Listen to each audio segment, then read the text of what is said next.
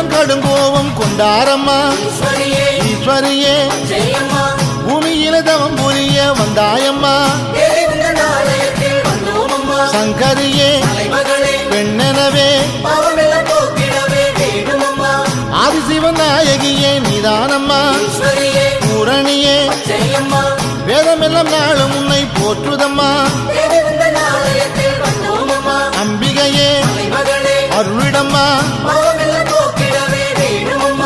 ஆடியிலே உந்தனுக்கு கூழ்வார்ப்போம் அம்பிகையே